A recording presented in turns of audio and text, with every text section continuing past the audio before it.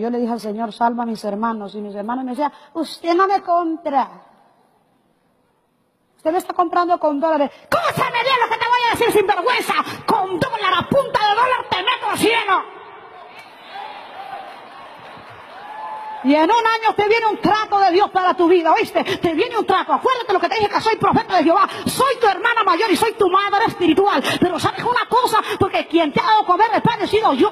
Quien ayudó a mi madre fui yo. Y ¿sabes una cosa? Tengo todo el derecho, aunque soy la 8 de 16. ¿Sabes una cosa? Tengo todo el derecho legal de decirte que yo sí tengo autoridad sobre ti. Y en un año te viene tremenda prueba. A ver si sigues diciendo que te compro a punta de dólar. Pues a punta de dólar te llevo paseando. Con violencia. ¿De verdad hay gente que escucha estas cosas? ¿De verdad hay gente que es capaz de decir amén a esto?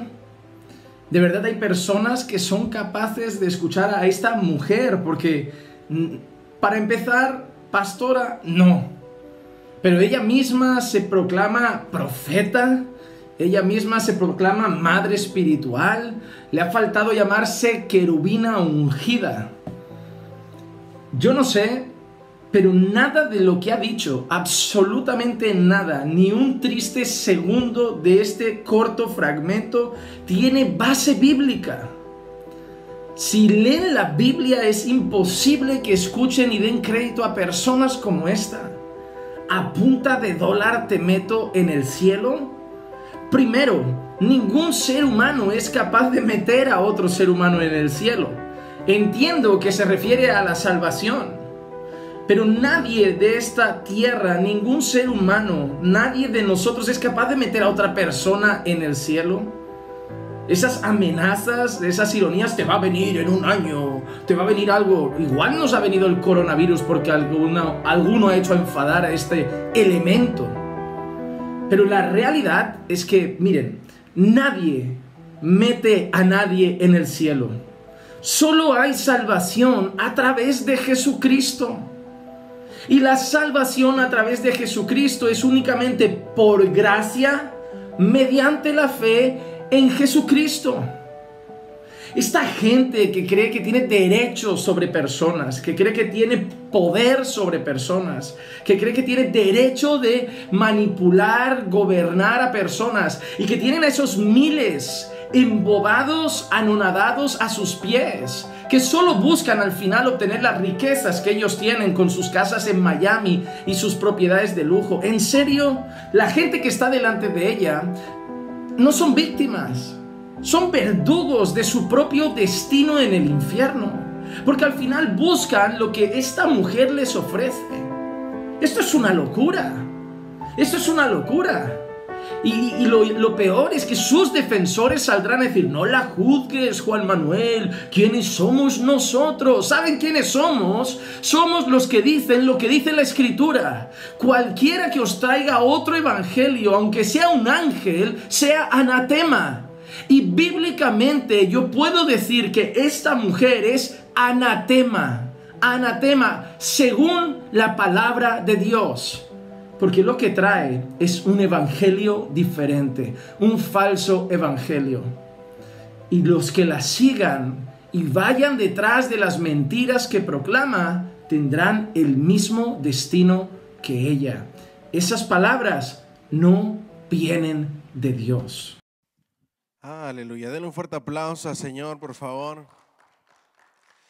Estamos hablando del Espíritu Santo, estamos aprendiendo acerca de la palabra, y eso solamente es un pequeño fragmento de esta señora. Y le digo señora porque no sé si llamarle hermana o prima, definitivamente pastora no, profeta menos, ¿verdad? Hay otro fragmento donde dice que ella pone a trabajar a los ángeles, que porque ella no los quiere ver perezosos y sin hacer nada, y que los pone a que le busquen joyas y tantas tonterías antibíblicas que salen de esta gente, que es increíble, ¿verdad? Igual el esposo de ella, mal donado, malos dones, no sé por qué, mal donado, dice que si no tienes su cobertura, que entonces te va a ir mal. Ella dice que en un año le va a venir algo malo a la gente. ¿Alguien ha escuchado o le han dicho a algún predicador, algún profeta, algún pastor que a veces si te vas de iglesia amenazan a la gente? Si te vas de iglesia te va a pasar algo malo, te va a venir algo malo. Si no te sujetas a mí, te va a venir algo malo. Si no haces caso a lo que te estoy diciendo, te va a venir algo malo. ¿Sí han escuchado pastores así? A mí nunca me van a escuchar decir eso, porque mi responsabilidad con ustedes es simplemente predicarles la palabra de Dios. Ni siquiera puedo obligarles a que pongan en práctica la palabra de Dios. Usted puede venir y congregarse en nuestra iglesia y vivir una vida desordenada allá afuera, y eso usted le va a dar cuentas a Dios. No me va a dar cuentas a mí. Usted no se supone que haga lo que yo le diga. Usted se supone que haga lo que le predico, que la Biblia enseña. ¿Verdad que sí? Lo único que yo vengo a hacer es enseñarles la palabra de Dios, predicarles la palabra de Dios, enseñarles la palabra de Dios, y de ustedes depende si la ponen en práctica o no. Hay muchas personas que les gusta escuchar la palabra de Dios y que hablan la palabra de Dios, pero también hablan otras barbaridades. Y ahí Santiago les dice, ¿qué comunión? Santiago les dice, ¿cómo puede salir agua dulce y agua amarga de la misma lengua? ¿Cómo puede salir bendición y en un ratito hablar de Dios y de su palabra y luego en otro ratito maldecir, maldiciones? Es imposible, mas sin embargo la gente lo practica y dicen tremendas barbaridades, ¿verdad? ¿Por qué les traigo esto a manera de introducción? Porque el tema de hoy está en la página 157 de su libro y es el Espíritu en la vida cotidiana. El Espíritu Santo en la vida cotidiana. ¿Quién te dicta cómo vivir? La palabra y el Espíritu Santo. ¿Quién te dicta cómo comportarte y cómo ser un verdadero cristiano? La palabra y el Espíritu Santo de Dios. ¿Quién te dicta lo que tienes que hacer? La palabra y el Espíritu Santo de Dios. Cuando tú no piensas dos veces antes de decir o hacer algo, quiere decir que el Espíritu Santo no mora en ti. Porque a Pablo, antes de hablar y antes de hacer, el Espíritu Santo le daba ¿qué? Órdenes. Entonces el Espíritu Santo mora en ti, pero no le estás dando la libertad de actuar, no le estás dando la libertad de gobernarte. Cuando Efesios dice no os embriaguéis con vino en lo cual hay disolución, antes bien sed llenos del Espíritu Santo y síganse llenando del Espíritu Santo, se refiere a dejarse gobernar y dejarse controlar por el Espíritu Santo. El cristiano verdadero debe de dejarse controlar y gobernar ¿por quién? Por el Espíritu Santo. Les voy a abrir que abran su Biblia en Hechos 13, versículo 49 hasta el 52, y cuando lo tengan se ponen de pie por reverencia a la palabra. Ya hemos orado, tuvimos un tiempecito de oración. Bienvenidos todos, si no les di la bienvenida, bienvenidos a los que están online, aquellos que van a ver el video, que Dios les bendiga por tomar el tiempo de estudiar la palabra con nosotros, amén. All right. Hechos capítulo 13, versículo 49 en adelante. ¿Ya lo tenemos? Y en cuanto todo el mundo se ponga de pie, quiere decir que ya estamos listos. Hechos 13, 49. Got it? All right. Así dice: para honrar al Padre, al Hijo y al Espíritu Santo. Y la palabra del Señor se difundía por toda aquella que... Miren, primero las buenas noticias. La palabra del Señor se difundía por toda aquella provincia. Pero los judíos, diga conmigo, siempre que se predica la palabra, viene algo, viene algún estorbo. Así es el enemigo. Y la palabra del Señor se difundía por toda aquella provincia. Pero los judíos instigaron a mujeres piadosas y distinguidas y a los principales de la ciudad y levantaron ¿qué? Persecución, diga conmigo, persecución contra Pablo y Bernabé. ¿Y qué hicieron? Los expulsaron, los sacaron de sus límites. Ellos entonces, sacudiendo contra ellos el polvo de sus pies, llegaron a Iconio. Y los discípulos estaban ¿qué? Llenos de gozo y del Espíritu Santo. El Señor añada bendición a su palabra. Pueden sentarse dándole un fuerte aplauso al Señor, por favor, si son tan amables. Aleluya. Imagínense ustedes la escena. Pablo y Bernabé están emocionadísimos porque están predicando la palabra de Dios. La palabra de Dios está haciendo su efecto. Los corazones son tocados, las vidas son quebrantadas. Gente viniendo a los pies de Cristo, gente viniendo a los pies del Señor, a tener un encuentro con el Evangelio, a convertirse delante de Dios. Y la palabra está dando fruto, pero de repente, cuando estás haciendo algo para Dios, cuando están floreciendo cosas en el ministerio, con los dones y talentos que Dios te ha dado, que has puesto a su servicio, cuando acabas de arrancar un proyecto nuevo en el ministerio para la honra y la gloria de Dios, para lo que es en sí la esencia de esta vida. La obra de Dios, la predicación del Evangelio, el ministerio, la iglesia. Inmediatamente se levanta la persecución. Diga conmigo, la persecución. Inmediatamente. No hagas nada y todo va a estar tranquilo. Comienza a hacer algo para Dios y se va a levantar la persecución. Ellos emocionadísimos de lo que está sucediendo. Y por otra parte, los planes del enemigo, de sus enemigos, murmurando, pidiéndole al gobierno que les ayude, a los principales, etcétera, y los sacan de los límites de la ciudad, los expulsan literalmente. Y miren que la manera de expulsar a alguien en esos tiempos no era: por favor, te suplicamos que salgas de los límites de la ciudad. No, era a empujones, a golpes, a lo que te puedas imaginar. Los expulsaron. Y nuestro Señor Jesucristo enseñó algo cuando les enseñó a sus discípulos a que fueran y predicaran. Les dijo: primero vayan ¿de qué? De dos en dos. Y donde les abran las puertas y les reciban, y la gente quiere escuchar el mensaje del Evangelio, la bendición de Dios va a llegar sobre ese hogar, sobre esa familia. Pero donde les rechacen, solamente que sacudan el polvo de sus pies y vayan al siguiente lugar. De cierto les digo que esa casa que les rechazó va a tener su recompensa, su castigo. ¿Verdad que sí? Entonces, llevando a cabo la palabra de Dios, ellos no se pusieron tristes por la persecución. ¿O sí? Pablo se puso triste por la enfermedad. ¿Qué le quitaba el gozo a Pablo? ¿Nada? No había nada ni nadie que le quitara el gozo a Pablo. Por eso dice que los discípulos estaban llenos ¿de qué? De gozo. ¿Cuál es una de las características del fruto del Espíritu? ¿Es qué? Gozo. Dominio propio, ¿verdad?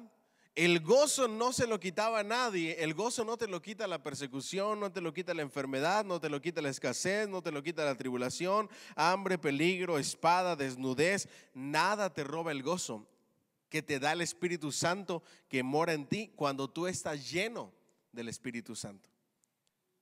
Dice que estaban llenos de gozo y del Espíritu Santo. Ahora, ¿cómo vivir la vida cristiana hoy en día? ¿Cómo vivir la vida cotidiana hoy en día? Diga conmigo, llenos del Espíritu Santo. Página 157. El libro de Hechos muestra que Pablo y sus compañeros evangelistas estaban ¿qué? Llenos. Ese llenos en el original significa se mantenían siendo llenos. De manera continua se llenaban de la presencia, de tal forma que se mantenían siendo llenos de gozo y del Espíritu Santo. La persecución y la tribulación solo les empujaban hacia adelante con más gozo que los problemas, las tribulaciones las situaciones adversas solamente les daban más fuerzas y los impulsaban a llenarse más, a buscar más, a servir más, a darle más al Señor y a llenarse más de gozo. ¿Qué es lo que hacen las tribulaciones y los problemas hoy en día en nuestras vidas? ¿Nos impulsan a buscar más al Señor o nos aplastan y nos hacen a un lado de buscar más del Señor? Renuevan nuestras fuerzas y decimos nosotros, ahora voy a buscar más de Él y le voy a servir más. O te desaniman y dices, ya no, yo me voy a separar. Oh, no, yo me voy a dedicar a otra cosa. Oh, no. ¿Qué es la diferencia? ¿Qué hace la diferencia, de acuerdo a la palabra de Dios, el que vengan los problemas y te dejen triste, abatido, sin ganas, sin deseo, o que te impulsen a seguir adelante y avanzar más? La llenura del Espíritu Santo de Dios. ¿Cuántos estamos aquí? Ahora, no les estoy diciendo que no va a venir en ocasiones algún desánimo. Puede que venga, pero te vas a levantar y vas a salir de eso. Y cuando salgas de eso de manera momentánea, vas a arrancar con más fuerzas. ¿Estamos aquí? Por eso hay un dicho que dice que lo que no te mata te hace más fuerte. Y ese dicho, aunque no está en la Biblia, tiene un gran principio y es bueno. Lo que no te mata te hace más fuerte. Yo siempre se los he dicho y parece como que ya sueno como disco rayado, pero si yo me llego a infectar, yo voy a regresar con más ganas. Imagínense, 2 semanas sin hacer nada para el Señor, 2 semanas en que no voy a predicar, 2 semanas en que no voy a asistir a las oraciones, 2 semanas en que no voy a estar haciendo la obra del Señor. Yo tengo que regresar con más ganas. Pero hay otras personas que esas 2 semanas, en lugar de ayudarles, les enfría. ¿Sí ven la gran diferencia? Hay otras personas que esta cuarentena, en lugar de ayudarles a regresar con más ganas, los acomodó. Y hay personas planeando no regresar hasta el año que entra. Yo no me imagino, se los digo de corazón, no me imagino una vida sin congregarme. No podría sobrevivir yo. No hablando espiritualmente, sino ministerialmente. Porque tu vida espiritual la debes de mantener con o sin congregarte, tu relación con Cristo. Estoy hablando de la vida ministerial, de lo que es ser iglesia. La Escritura dice a manera de mandato, no dejen de congregarse, porque a algunos se les hace costumbre. ¿Y qué es lo que está pasando hoy? A algunos se les está haciendo ¿qué? Costumbre. Entonces, ¿qué sucede? Yo no puedo imaginarme el quedarme tirado, triste, cabizbajo, desvalido por las tribulaciones y por los problemas. Tú debes de entender que cuando el Espíritu Santo de Dios está en ti, lo único que tienes que hacer es sacudirte los pies. ¿Alguien dice amén? Toca al que está a tu lado o voltea a alguien y dile, sacudite los pies vos. Tienes que sacudirte los pies. Eso es lo único. Que me criticaron, que hablaron mal de mí, que hicieron esto. Dígame fuerte, a sacudirme los pies. Que hay problemas en el gobierno, que la política, que las finanzas, que las crisis. Diga conmigo, sacudirme los pies. Que problemas en esto, enfermedades, problemas en el matrimonio, sacudirme los pies. Que las tribulaciones sean un empuje para buscar más de Dios y no para apartarte. Que los problemas te hagan buscar más de Dios, de donde viene tu ayuda, tu auxilio y tu socorro, que apartarte. Eso era lo que estaba sucediendo con el apóstol Pablo y con Bernabé. Los convertidos de Pablo estaban llenos del mismo gozo en Hechos 16:34. Era un gozo que se deriva del hecho de que el Espíritu daba honor y gloria a Jesús. Pablo también daba toda la gloria a Jesús. Su mensaje, su ministerio y su vida personal se centraban en Jesús. Él nunca olvidó esa visión celestial. Él hablaba continuamente de estar en Cristo. Rehusaba tratar de satisfacer a los judíos con señales o a los griegos con sabiduría filosófica. Simplemente predicaba al Cristo crucificado y resucitado. Pablo tenía mucha tela de donde cortar. Él podía sorprender con filosofías a los griegos y podía sorprender a los judíos porque fue instruido a los pies de Gamaliel. Pablo no era cualquier persona, era ciudadano romano. Y para poder comprar u obtener la ciudadanía romana tenías que ser persona de dinero. No cualquiera era ciudadano romano.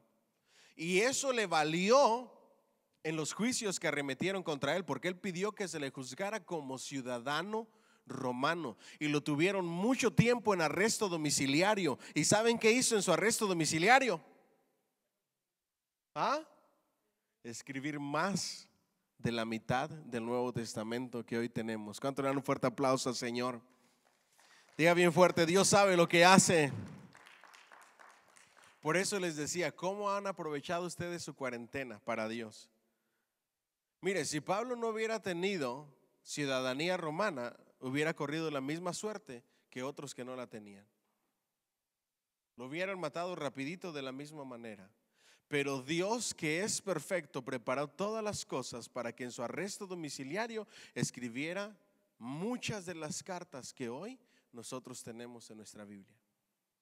Tremendas enseñanzas que Dios le dictó y le inspiró a escribir. Pero él no tenía nada de qué jactarse, solamente predicaba a Cristo. Luego las señales siguieron en la demostración del Espíritu y de poder. Y esto es, las señales siguieron no para convencer a los escépticos, sino en respuesta a la fe de aquellos que ¿qué? Dios no tiene que demostrarle nada a nadie. Cualquier persona que pida demostraciones del poder de Dios solamente para satisfacer sus necesidades, Dios no juega ese jueguito. Jesucristo, cuando le pedía señales antes de ser crucificado, ese gobernador que se burlaba de él para satisfacer su curiosidad, ¿cómo permaneció nuestro Señor Jesucristo? Callado y en silencio. Cuando este mago le pedía a los apóstoles, a los discípulos de nuestro Señor Jesucristo, que le dijeran cómo conseguir ese poder, cómo podía comprar ese poder para poderlo utilizar ellos mismos, le vino un juicio de parte de Dios, porque el Espíritu Santo no se compra ni se vende ni existe para satisfacer las necesidades o la curiosidad de alguien. Las señales existen como consecuencia y respuesta del poder de Dios a aquellos que tienen su fe en Él. Se los voy a volver a decir. Yo espero que ustedes capten esta pequeña sentencia, porque esto es la esencia del cristiano.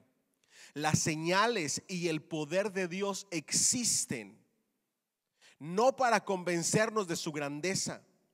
Escuchen eso, no para convencernos de la grandeza de Dios. Las señales de Dios existen como consecuencia y respuesta a la fe de los hijos de Dios.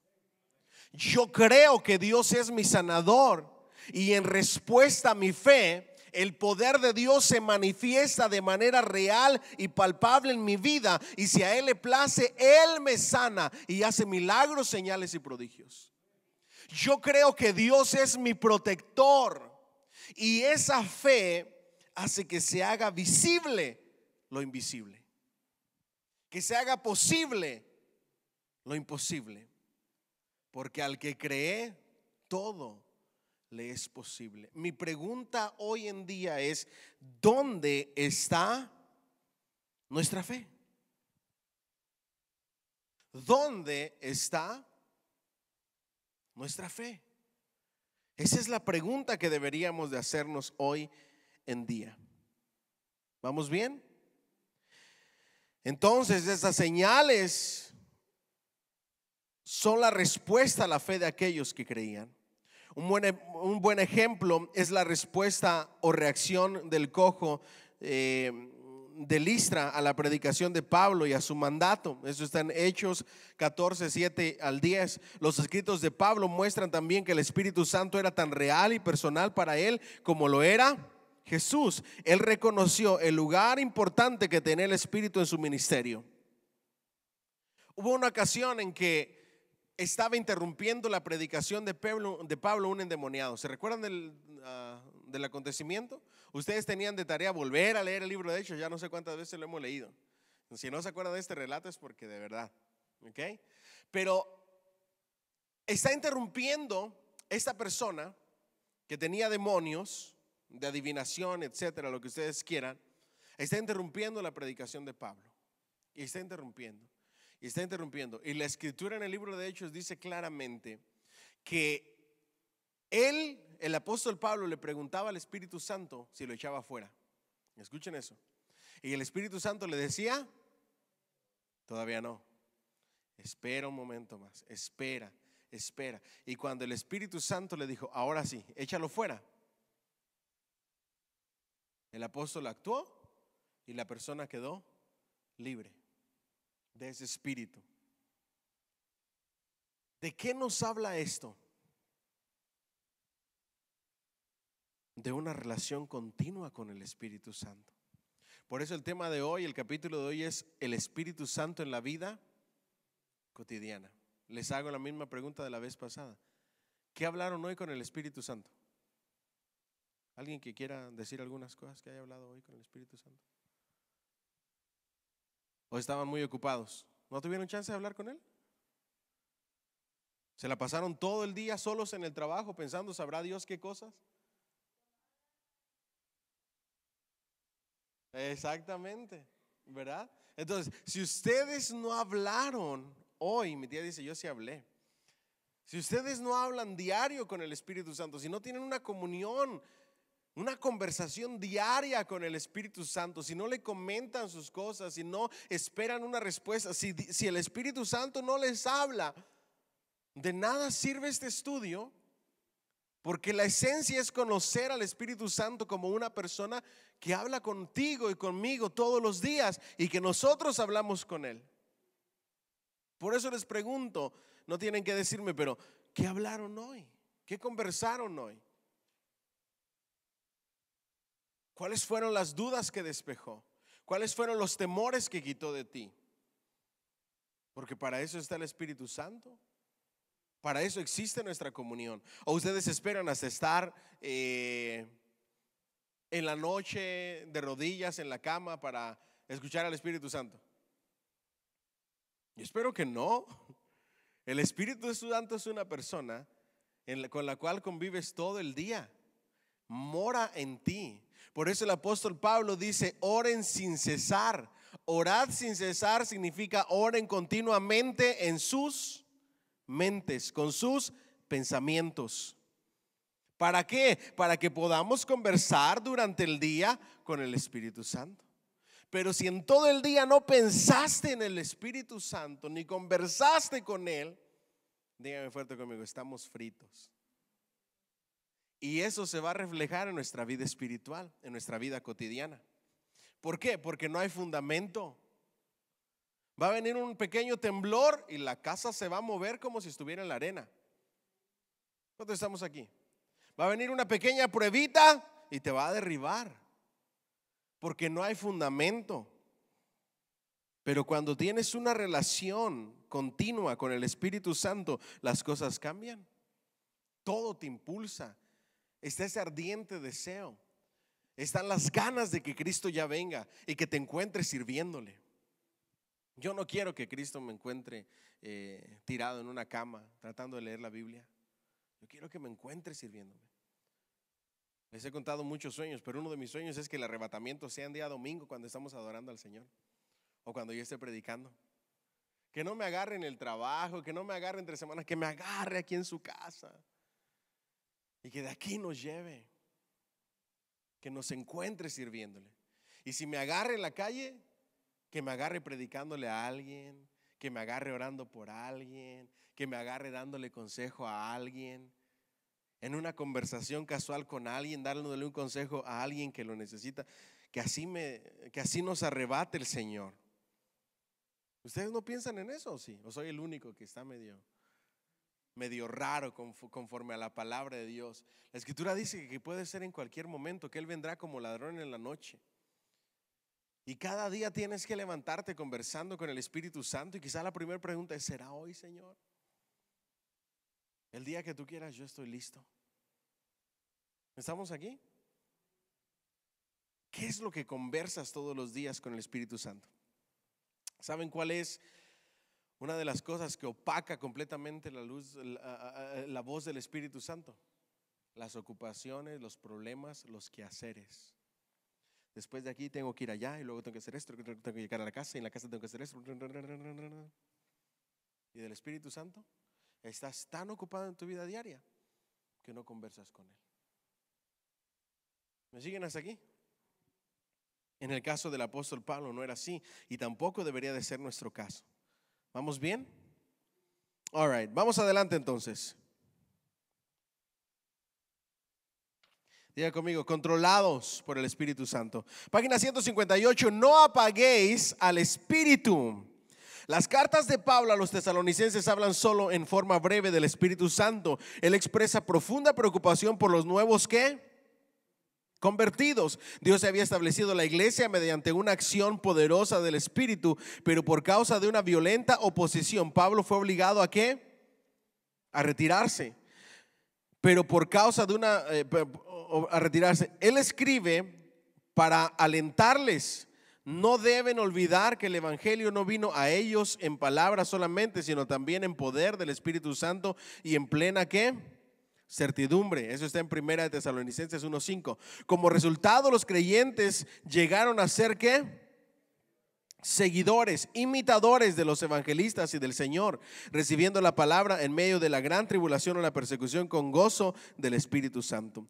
De esto vemos que Hechos, aún con la mucha atención que le da el Espíritu Santo, no siempre menciona cosas que son aclaradas en otros lugares. Hechos habla de la oposición en Tesalónica, pero no menciona la obra del Espíritu Santo en ese lugar. Lo más aproximado es la referencia a la queja de los opositores judíos, estos que trastornan al mundo entero, también han venido acá. No apaguéis al Espíritu Santo. Nos vamos a ir al último párrafo. Probablemente es teniendo esto en mente que el apóstol dice luego: no apaguéis al Espíritu. Se usa la palabra apagar para la acción de sofocar un ¿qué? ¿Qué significa apagar al Espíritu Santo? Sofocar un fuego. ¿Cómo se sofoca un fuego? Tapándolo. ¿Verdad que sí?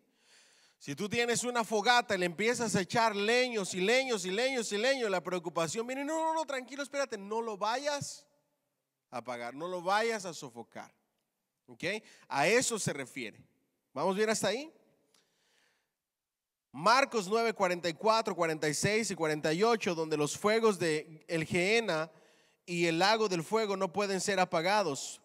Para lámparas que se dejan fuera de acción, también se usa respecto al poder del fuego suprimido, que probablemente se refiere a Daniel 3, 25 al 28, donde el fuego no fue apagado, pero no tuvo poder para quemar a los 3 hebreos. El gozo del Espíritu que tenían ellos al servir a Dios y al confiar en Jesús pudo haberse perdido si el Espíritu hubiese sido sofocado o suprimido por él. ¿Por el qué? Entonces, ¿qué es lo que sofoca al Espíritu Santo, o esos leños extra que sofocan el fuego, o eso con lo que lo tapas y lo sofoca? ¿Qué es? El pecado. Cuando el apóstol Pablo escribe y dice: no apaguéis al Espíritu Santo, les está diciendo: tengan mucho cuidado con su vida cotidiana de no ofender a Dios, sino que anden como es digno del evangelio, agradando al Señor en todo. La vida cotidiana la tienen que vivir como es digno del evangelio, agradando al Señor en todo, no dándole lugar al pecado. En medio de esa lucha contra el viejo hombre, salir victoriosos. Estamos aquí. También el Espíritu Santo puede ser apagado por una actitud que errónea. Diga conmigo, actitudes erróneas. Tal como lo señala la próxima apelación de Pablo: no menospreciéis las profecías, examinadlo todo, retened lo bueno. Ellos rechazaban las profecías y las trataban como si no tuviesen valor. Hay implicada aquí una actitud arrogante y desenseñosa. Diga conmigo, la actitud de arrogancia y de sabelotodo apaga al Espíritu Santo. A mí me encanta mandar a la gente al seminario bíblico. Y como me gusta que la gente conozca la palabra de Dios, establecimos seminario bíblico en nuestra iglesia. Pero yo siempre le he dicho a las personas cuando las mando a seminario bíblico, no las mando, les recomiendo que vayan a seminario bíblico. Le digo, tienes que tener cuidado con dos cosas. Número uno, la arrogancia. Yo ya voy a seminario bíblico, voy a la escuela, tengo tareas, tengo libros, me dan clases. Y la segunda actitud, la actitud de saberlo todo. Esos líderes ya no me van a enseñar a mí, si yo ya fui a seminario. El pastor, ¿qué me va a venir a enseñar a mí si yo ya estudié, si yo estoy yendo a la escuela? Y ahora ven al pastor como el que no sabe nada, porque se sienten sabelos todos. Una actitud de una persona que no se deja enseñar es una actitud equivocada y errónea. ¿Me siguen hasta aquí? La arrogancia, el orgullo y un corazón que no se deja enseñar está mal. Eso apaga el Espíritu Santo. ¿Cuándo estamos aquí? Tú puedes ir al seminario, tú puedes estudiar todos los días y aún así nunca dejas de aprender. La palabra de Dios es un caudal de conocimiento, nunca lo terminas. Cada libro que lees, cada libro que estudias, nunca lo terminas siempre hay algo más. ¿Me siguen hasta aquí? Siempre hay alguien quien te puede enseñar. Pero hay personas que en mi país decimos, se montan en su macho y no hay quien les baje de ahí. No, las cosas son así porque son así, y solo su opinión es la que cuenta. Cuidadito con que trates de enseñarles o trates de corregirlos de sus errores en cualquier tema. No, te metes en problemas. Lo que ellos dicen, eso es así, punto. Ellos lo saben todo. Ellos conocen todas las estadísticas, ellos han leído todos los libros, ellos se han sobreinformado de todos los temas. Cuando yo conozco personas así, ¿saben qué hago? Nada. ¿Piensas que lo sabes todo? Pues dale. Especialmente cuando tratan de humillarte, hacerte ver como el que no sabes nada. A pesar de que tú sepas que las personas están equivocadas en sus opiniones y que ignoran ciertos fundamentos de sus opiniones, tú dices, bueno, pues no hay forma de que le ganes. Entonces, ¿qué haces? Le das por su lado.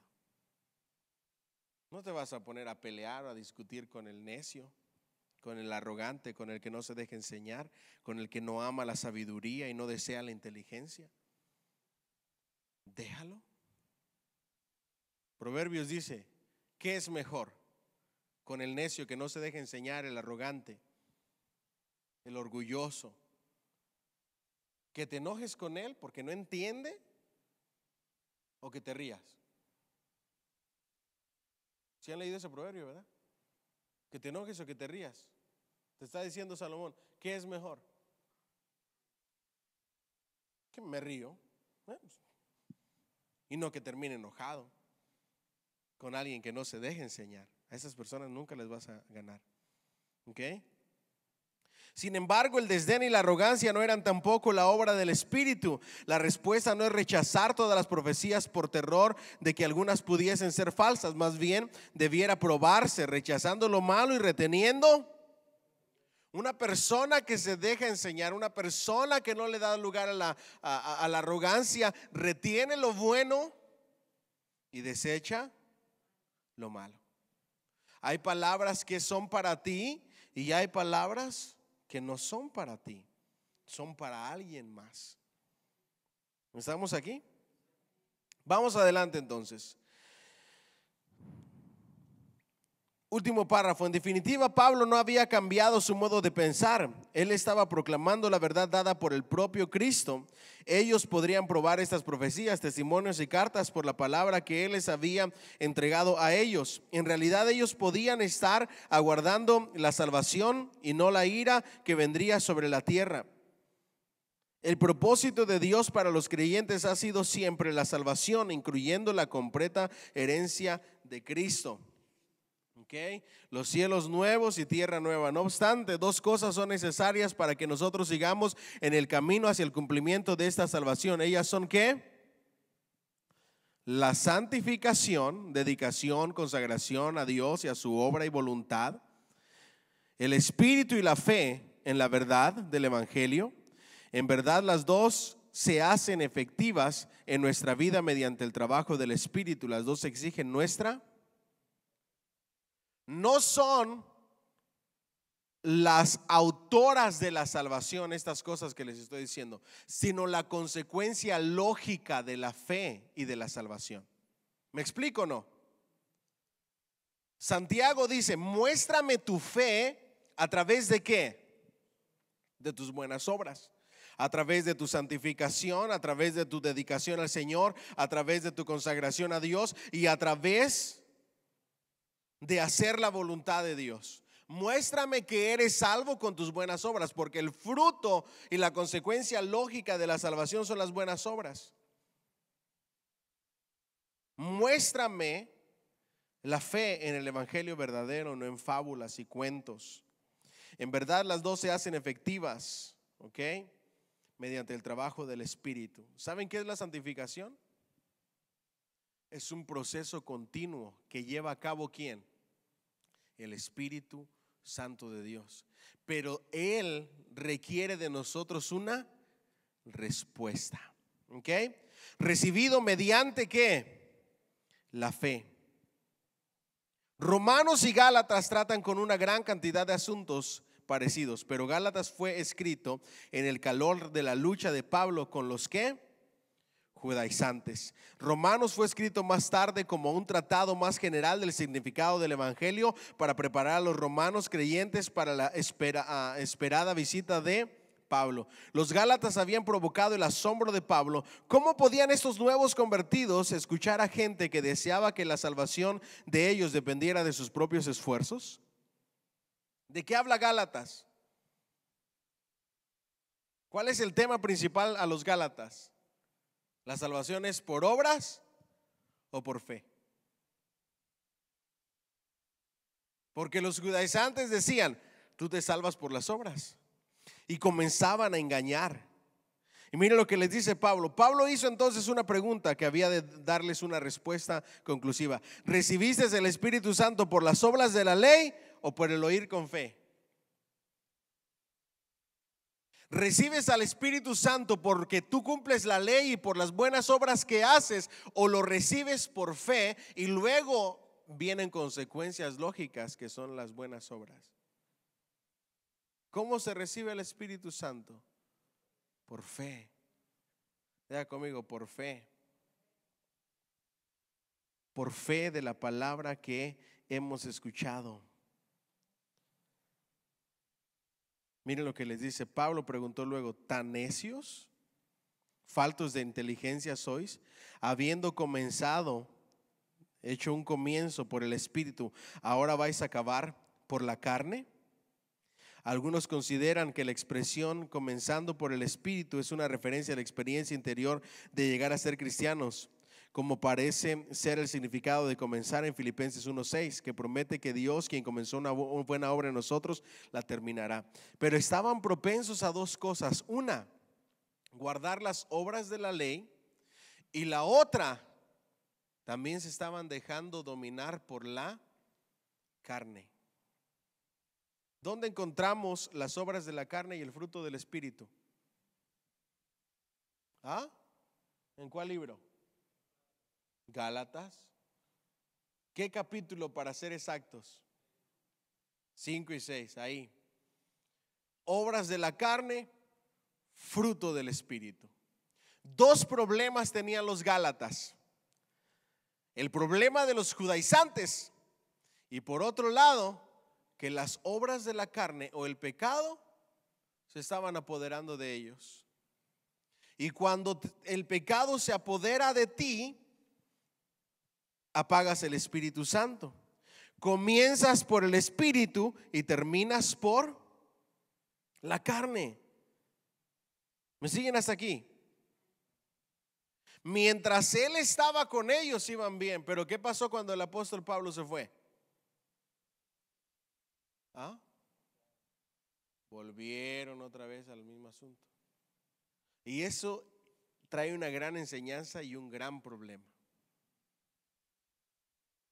Mi trabajo como pastor y los predicadores que hay en nuestra iglesia y los maestros es enseñarles el evangelio. Ese fue el trabajo de nuestro Señor Jesucristo, ¿verdad que sí? Discipularles. Pero ustedes no dependen de mí. ¿Cierto o no es cierto? Si el pastor se muere mañana, Dios no lo quiera, ¿verdad? O sea, yo, su vida cristiana tiene que seguir. Su relación con Cristo tiene que seguir. Esa es la enseñanza antes de la ida de nuestro Señor Jesucristo. Nuestro Señor Jesús partió y la obra siguió porque discipuló bien. En el caso de ellos, Pablo está sorprendido de lo necios que son y de los faltos de inteligencia y de sabiduría que eran los gálatas, porque apenas se fue y se empezaron a perder. Como que necesitaban a alguien que les llevara de las orejitas o de la manita en su caminar, en su vida cristiana y del evangelio. Y eso está mal. Tú no puedes permitir que una persona sea la que te guíe de la manita en tu caminar cristiano.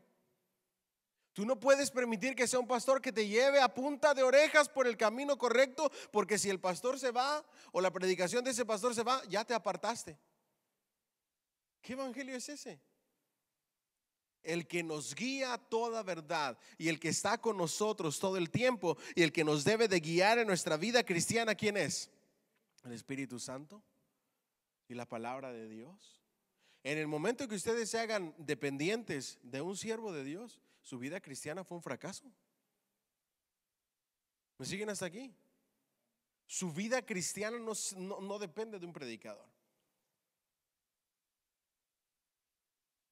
Es parte de, pero no es la esencia.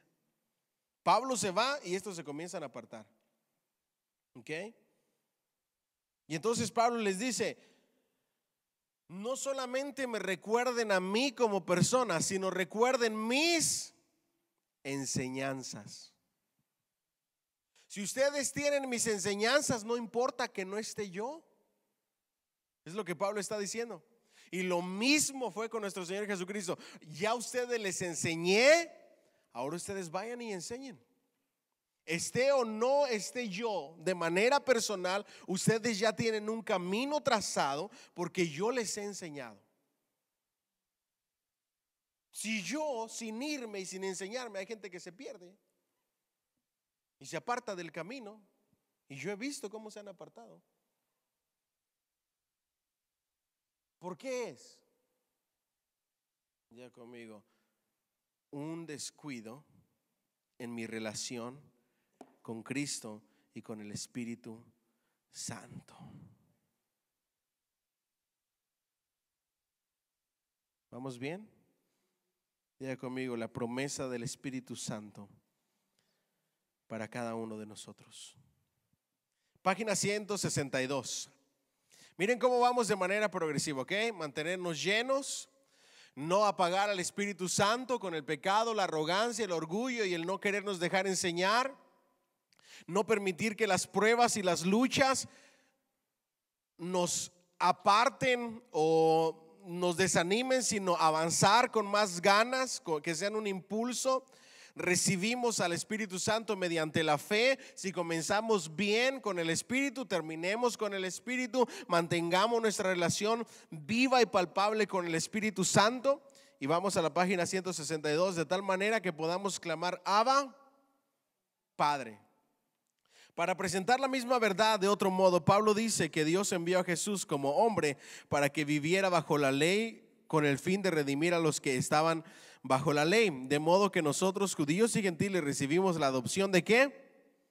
De hijos. Con el término adopción se quiere dar a entender el entrar en los privilegios y las responsabilidades que les corresponden a los hijos. También usa él este término respecto de la condición de hijos y de los israelitas. ¿Ok? Diga conmigo: nosotros somos los injertados, los adoptados, los que no somos del pueblo de Dios, del pueblo de Israel, pero sí somos del pueblo de Dios en Cristo Jesús. Ahora, la esencia de la adopción es una bendición que los hijos no tienen. Por ejemplo, a Laila yo no la elegí, a Kaylee yo no la elegí, a Elin yo no la elegí. Dios me las dio así, sin elegirlas. Pero si yo decido adoptar a alguien, ¿qué voy a hacer con él? Yo lo voy a elegir. Esa es la bendición de los adoptados.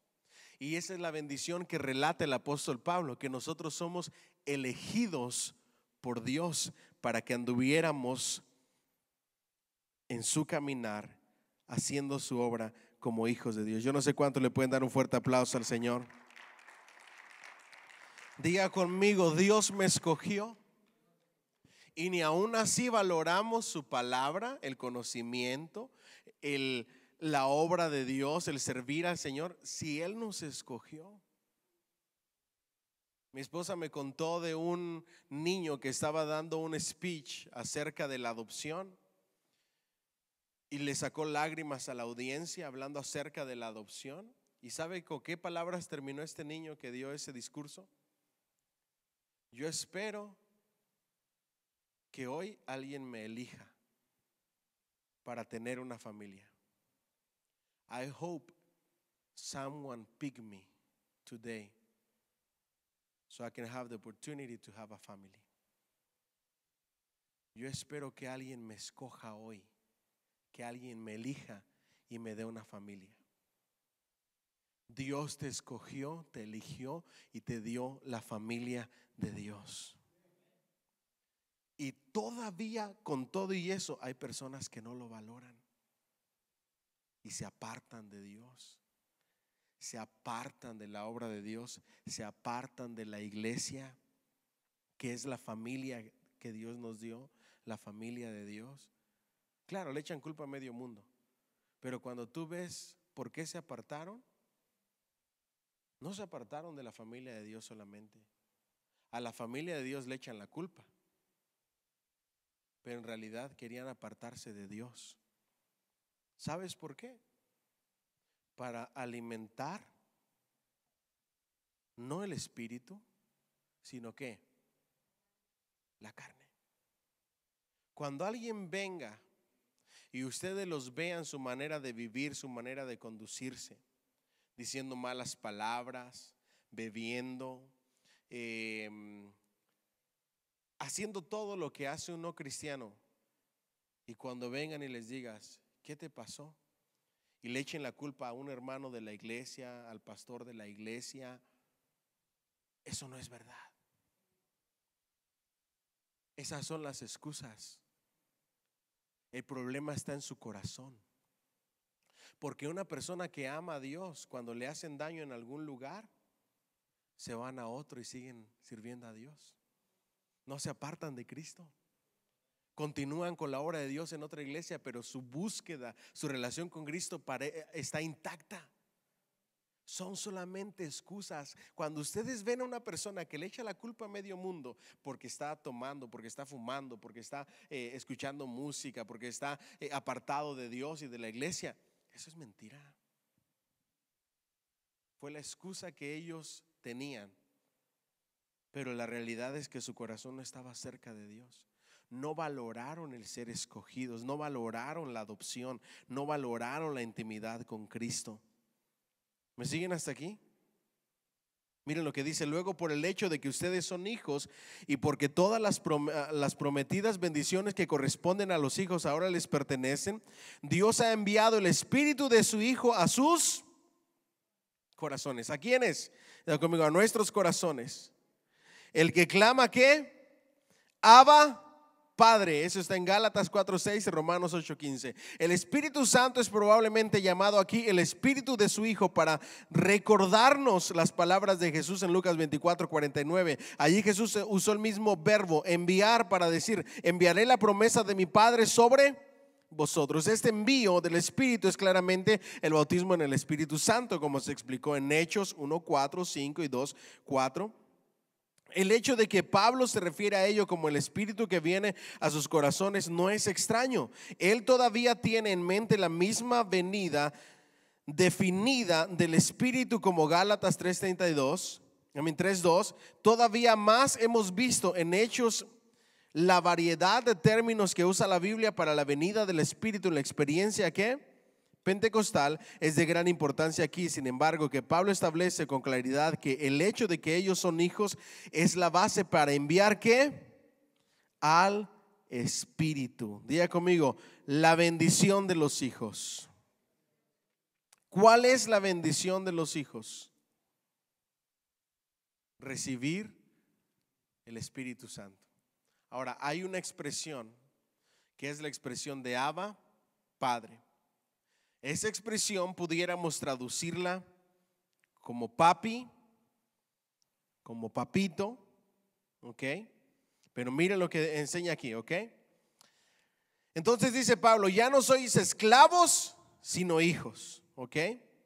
Esto es confirmado por el Espíritu mismo que viene a nuestros corazones y continuamente clama: Abba, Padre. Clamar significa generalmente exclamaciones en voz alta, en gritos, tales como los que se necesitarían para llamar la atención en un mercado o en una plaza pública.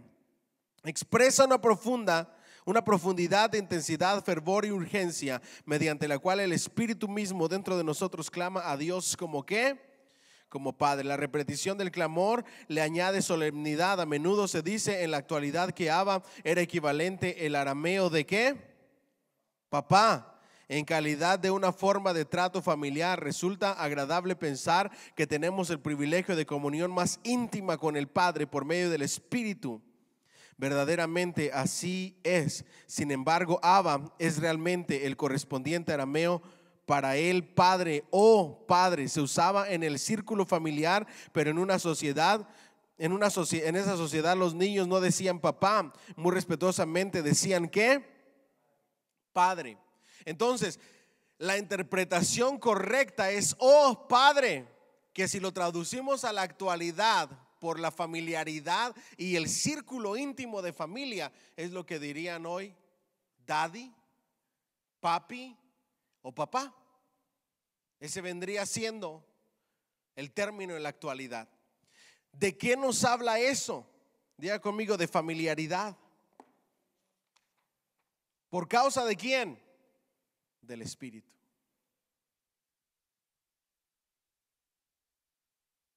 ¿Qué papi tienes? Dígame fuerte: mi papá es el mejor de todo el mundo. ¿Alguien dice amén? ¿Usted cree que su papá lo va a dejar a la deriva? Yo no sé en qué mundo vivimos en nuestra mente cuando nos sobrepreocupamos de las cosas de esta vida. Como si tuviéramos un papá terrenal. Dice que podemos clamar a gran voz pidiendo auxilio y ayuda a nuestro papá por causa del Espíritu Santo de Dios que vive y mora en nosotros. Es la más íntima comunión del cristiano con Dios, el creador del universo. Se los pongo de esta manera para que ustedes tengan una idea. En el Antiguo Testamento, los judíos, antes de mencionar la palabra Jehová, muchos de ellos se iban y lavaban los dientes y luego la pronunciaban. Esa era la solemnidad. Muchos escribas, cuando iban a escribir la palabra Jehová, cambiaban de tinta y de pluma para poder escribirla. El que Jesús viniera y diera la revelación y la enseñanza de Jehová, creador del cielo, de la tierra, del universo y de todo lo que ellos hay, como papá, como Padre celestial, nadie lo podía entender. Ningún judío. Los judíos lo veían o lo ven como el creador, el que creó el universo. ¿Cómo el creador del universo se va a rebajar ante esta criatura para ser mi Padre celestial? Esa es la perspectiva judía. Y Pablo se va más allá en la revelación que Dios le dio, diciéndonos a nosotros: no solamente quiero ser el creador del cielo y del universo, quiero estar más cerca de ustedes.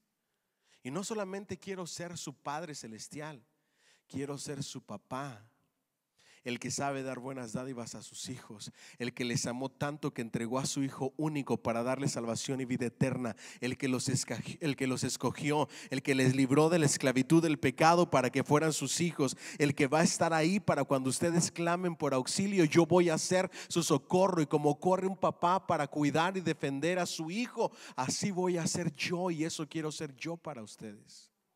Wow, yo no sé qué le provoca eso.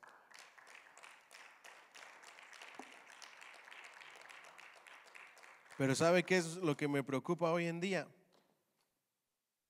Que hay muchos de nosotros como cristianos conociendo esto, pero en los momentos de lucha y de prueba nosotros no vemos a papá.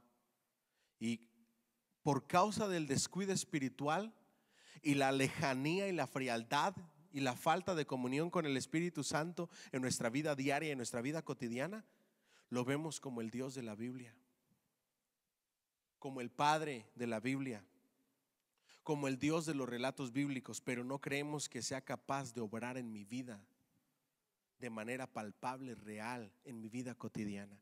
Y ese es el problema que estamos tratando de erradicar hoy con esta clase. ¿Me siguen hasta aquí? Diga conmigo: Él es mi papá.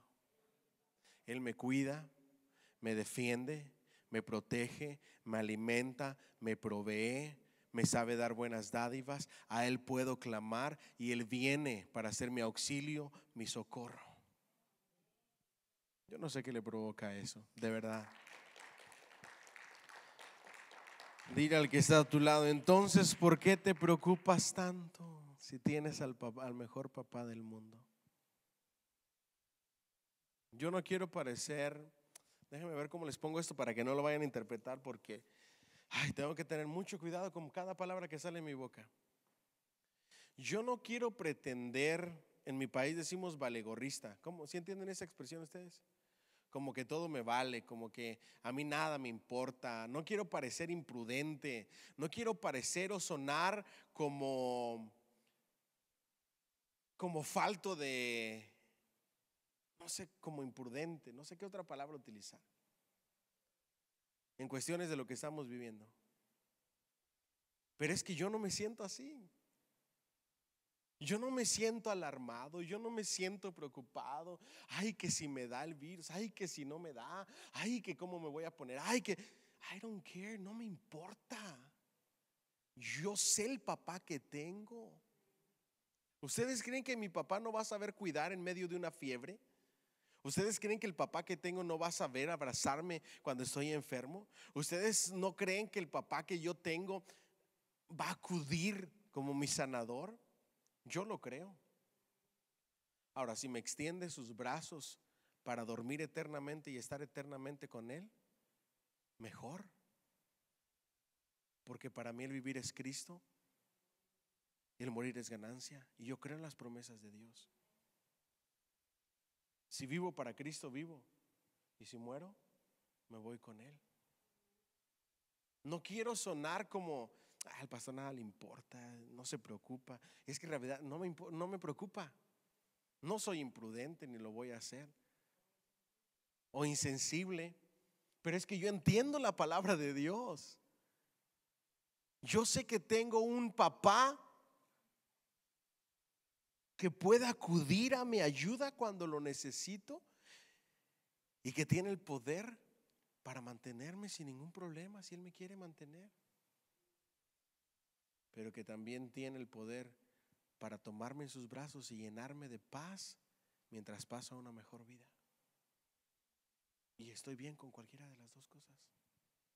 ¿Saben cuál es el problema? Que nos hemos aferrado tanto a la vida que se nos ha olvidado que somos peregrinos y extranjeros, que se nos ha olvidado que esta vida es una vida que se vive en casa de campaña. No es permanente, es temporal.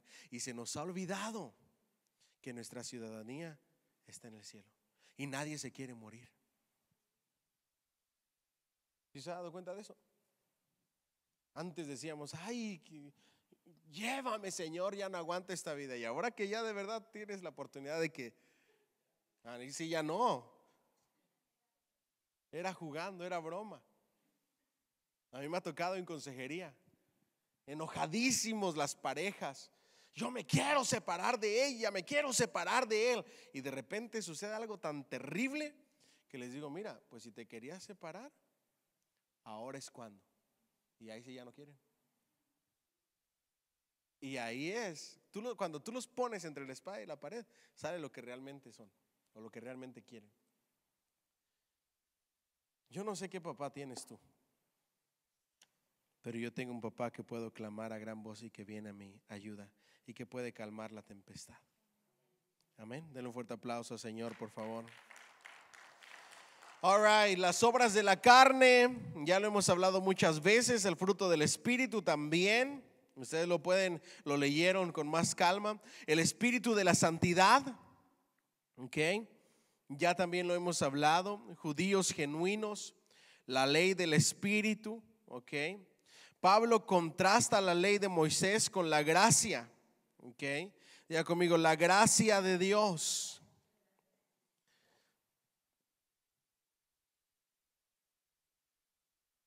Más bien que con el Espíritu. El verdadero conflicto se halla entonces no entre la ley y la gracia, sino entre la ley y el pecado. La ley no era mala ni errónea, era ¿qué?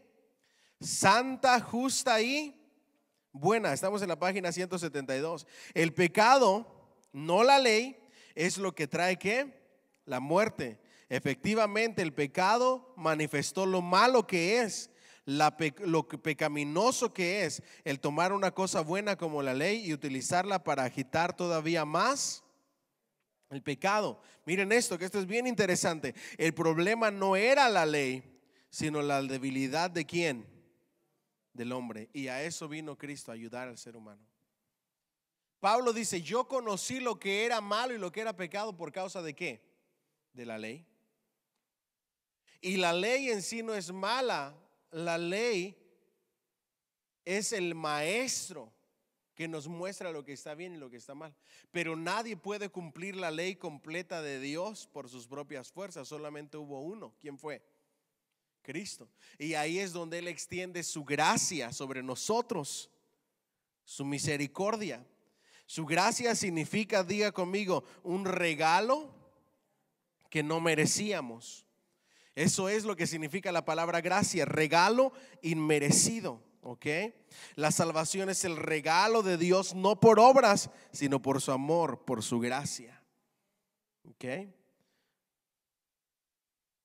Compartir la victoria de Cristo. El fracaso de la ley en producir justicia no se debió a la ley, sino a nuestra debilidad humana. Dios sabe esto y tiene compasión de ¿quiénes? De nosotros. Pero nuestra debilidad no nos es excusa. En consecuencia, Dios envió a Jesús en semejanza de carne de pecado, verdaderamente hombre, pero sin pecado, a causa del pecado, como una ofrenda por el pecado. En su condición de hombre, sin hacer uso de ninguno de sus poderes divinos, Jesús derrotó a la tentación en los mismos puntos que Eva, ¿qué? Fracasó. ¿Para qué? Para ayudarnos a nosotros a ser vencedores del pecado. La participación de la herencia de Cristo, la redención del cuerpo, no nos vamos a detener en eso, una conciencia iluminada, ahí sí nos vamos a detener, ¿ok? Ahora, presten atención a esto, que esto es muy importante. Todo lo que está hablando en todo esto es lo que siempre predicamos. Diga conmigo: santidad, santificación, consagración, vivir como es digno del evangelio, esforzarse, pedirle a Dios que nos ayude para hacer lo que a Dios le agrada y apartarnos de lo que a Dios no le agrada. Esa es la vida del cristiano. Así se cultiva nuestra relación con el Espíritu Santo. Hagan todo lo contrario a esto que les he dicho y es sinónimo de contristar al Espíritu Santo, de apagar al Espíritu Santo y de vivir gobernados por la carne. ¿Ok? Si queremos vivir gobernados por el Espíritu, tenemos que cultivar las cosas que son del Espíritu. Amén. Sencillo como eso. La conciencia iluminada. Los capítulos 9 al 11 de Romanos tratan de la preocupación que tenía Pablo respecto de los judíos que rechazaban a Jesús. Estos tenían un espíritu de estupor en lugar del espíritu ¿qué? Santo. Por el hecho de que Pablo se volvió a los gentiles en su ministerio, algunos suponen que él ya no se preocupó más por los judíos, pero él siempre fue primeramente a quienes, a los judíos. Todavía más, él tenía una honda y continua preocupación por su conciencia, pero porque su conciencia le daba testimonio en el Espíritu Santo. El significado de esto parece ser que su conciencia estaba guiada e iluminada ¿por quién? ¿Se acuerdan que les hablé de la conciencia la semana pasada? La conciencia de un no creyente, ¿qué le pasa? Dice Pablo. Se cauteriza. Yo les expliqué qué es cauterizarse hasta con ejemplos. Ahora, ¿qué hace el Espíritu Santo en la vida del creyente con la conciencia?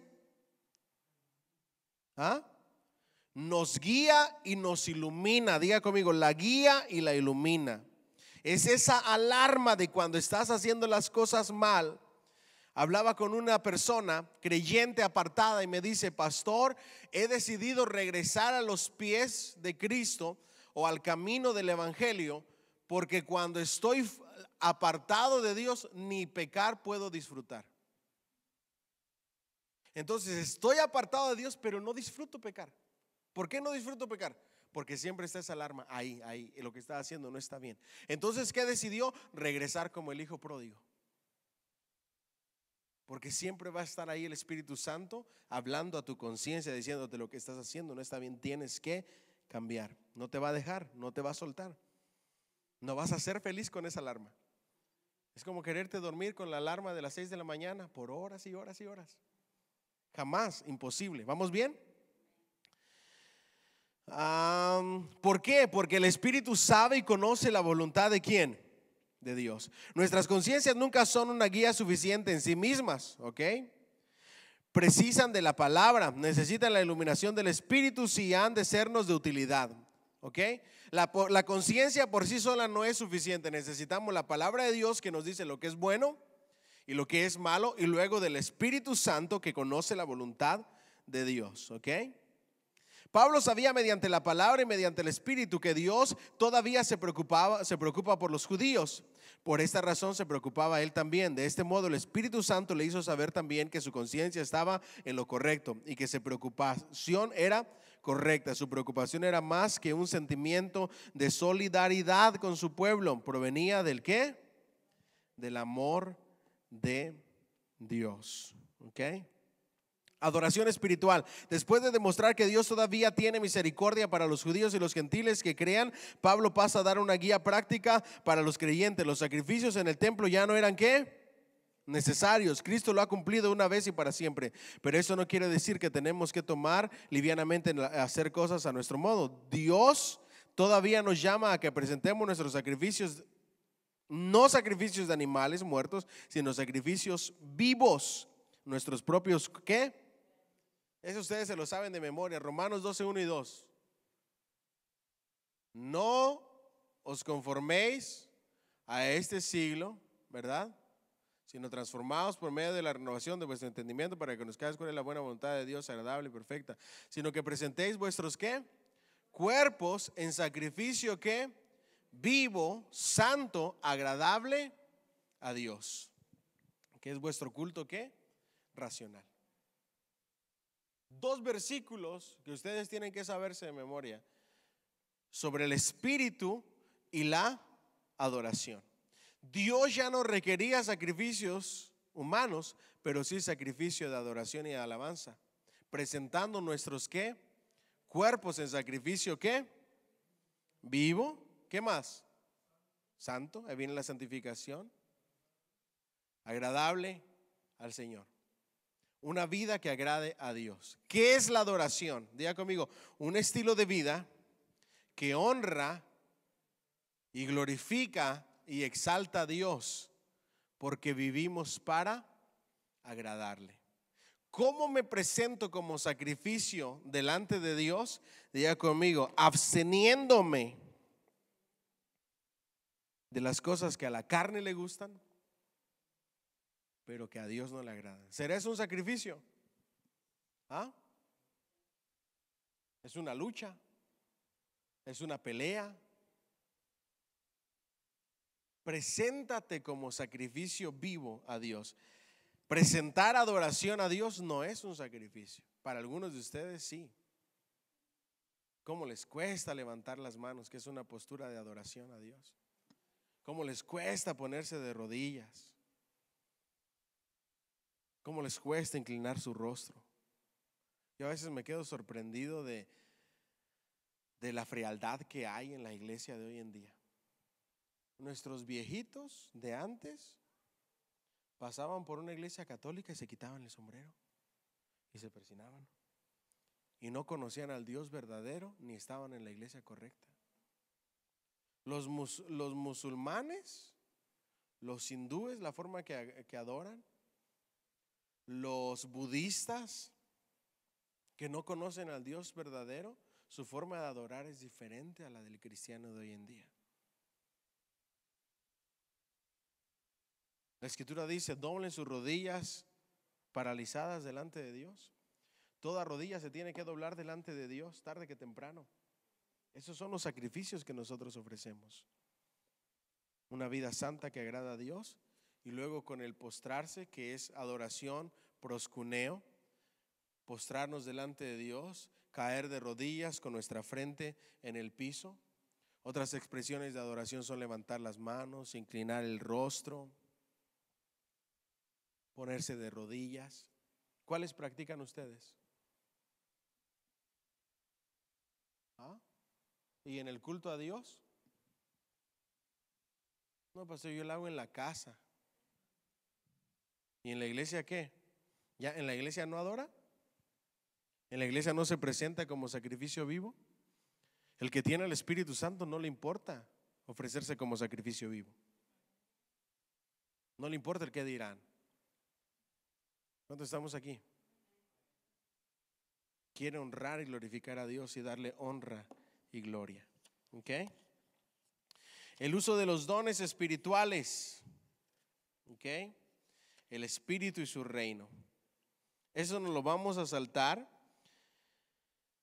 porque quiero entrar bien en detalle en este asunto. ¿Ok? No quiero dejarlo así a medias. De hecho, déjenme ver aquí, el espíritu y del reino, el espíritu y el ministerio de los creyentes.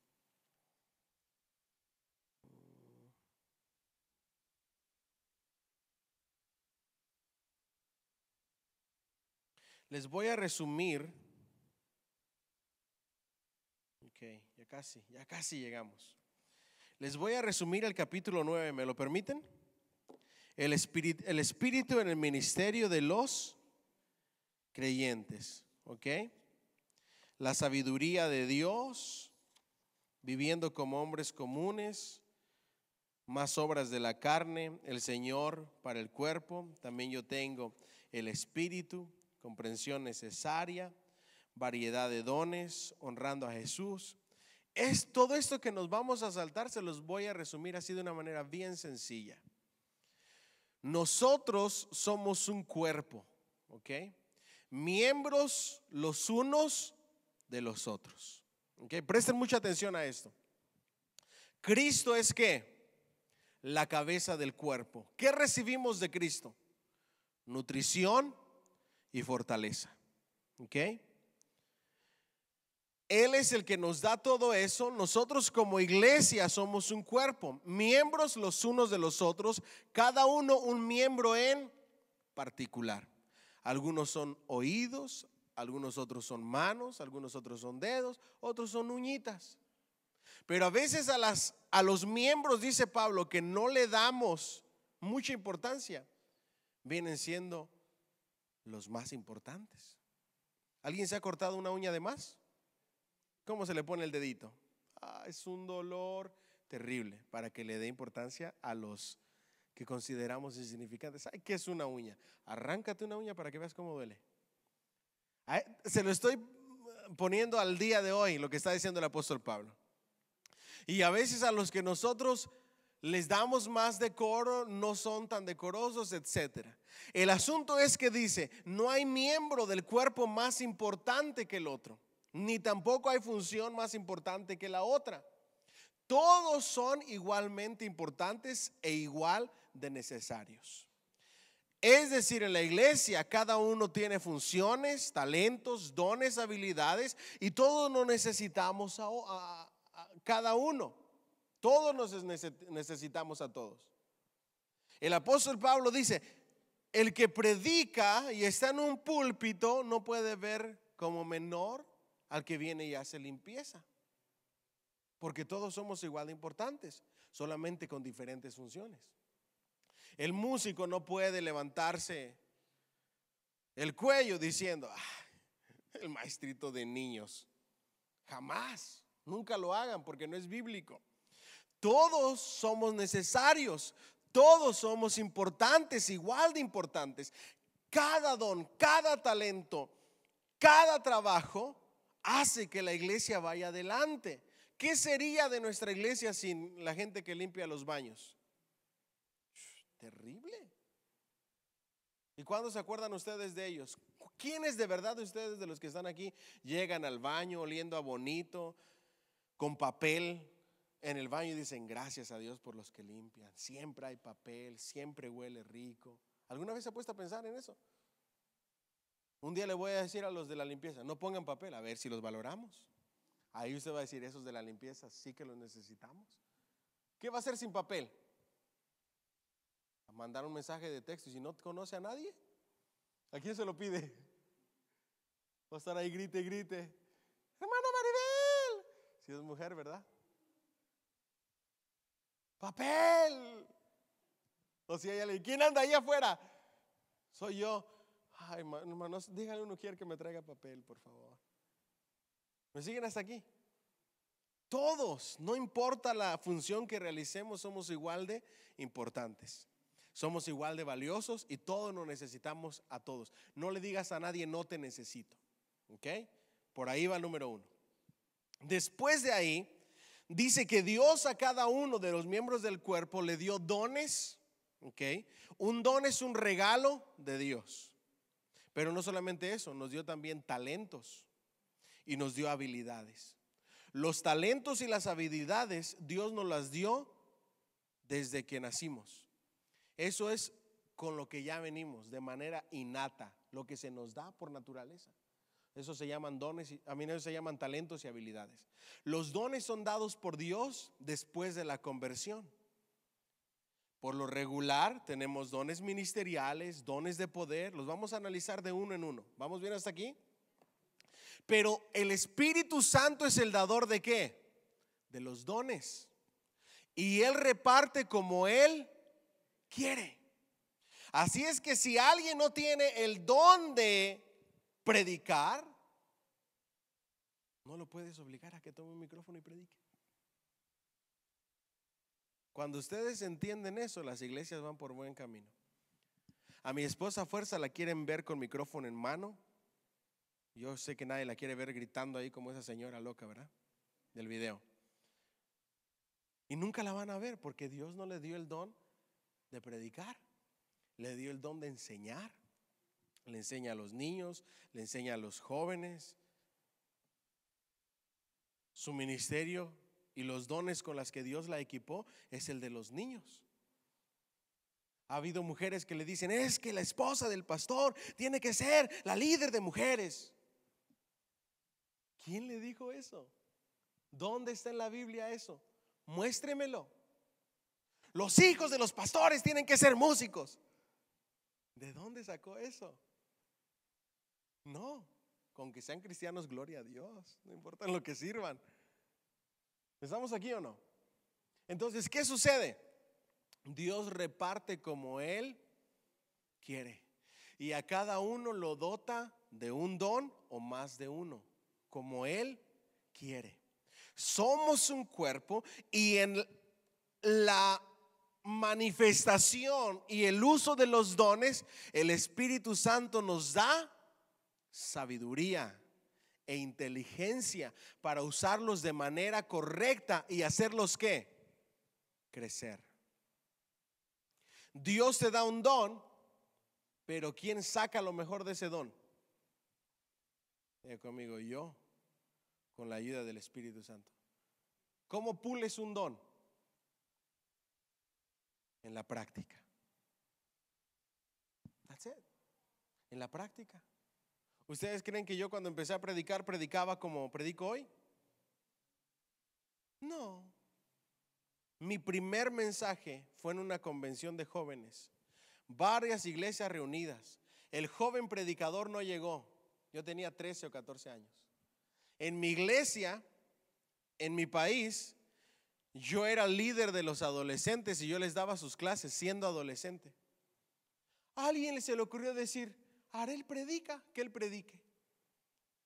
Vino el líder de jóvenes y me dice: Arel, me cuentan que tú predicas, así es que predica hoy, porque el que iba a predicar no llegó. Y dije: bueno, pues hay que aprovechar las oportunidades que Dios nos da. Y prediqué. Y todavía me recuerdo de ese pasaje: ser luz del mundo y sal, de ese mensaje, ser luz del mundo y sal de la tierra.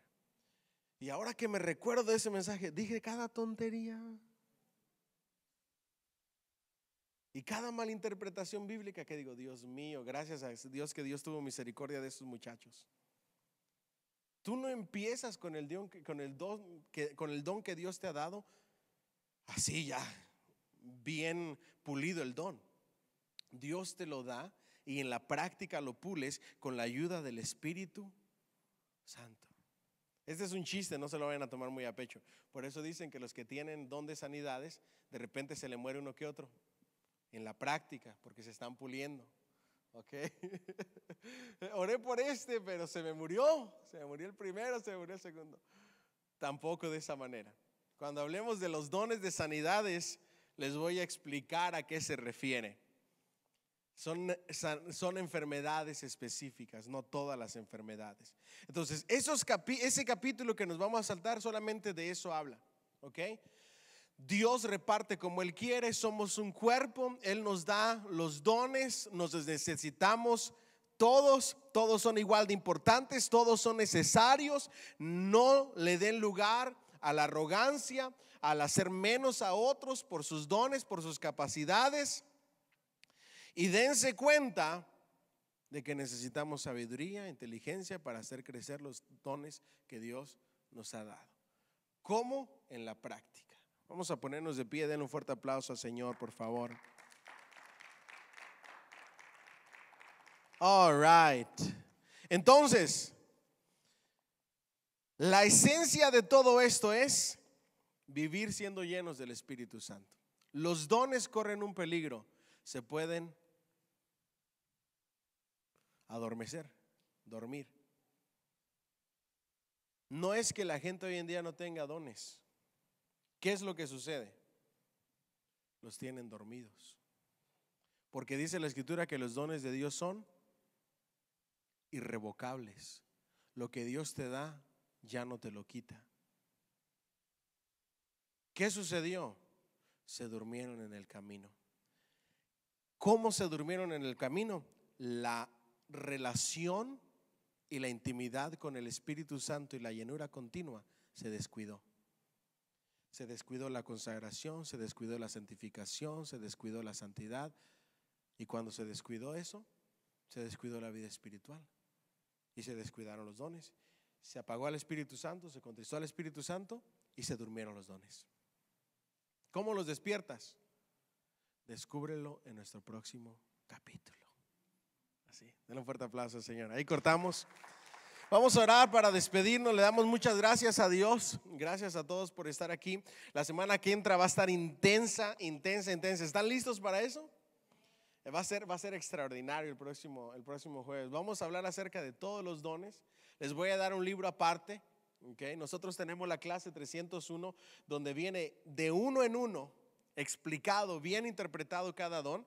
Y luego de allí, la última clase, que va a ser el otro jueves, vamos a terminar analizando cada video que hemos visto. ¿Ok? Ese no lo vamos a transmitir online porque va a ser conversacional. Ustedes van a decir sus opiniones y les voy a poner otros cuantos para que ustedes me digan con fundamento bíblico por qué está bien, por qué está mal. Y quizá entramos en debate. A lo mejor alguien dice: no, pastor, yo sí creo que se debe de meter al cielo a la gente a punta de dólar. Y ahí empezamos a debatir. ¿Okay? Si hay alguien que piense diferente, pues también, si está de acuerdo con alguno de estos videos, también podemos debatir y buscar en la Biblia hasta que la Biblia nos enseñe al respecto de. Amén. Bendito Dios, te damos muchas gracias por el privilegio y la oportunidad que nos has dado de estar en tu casa.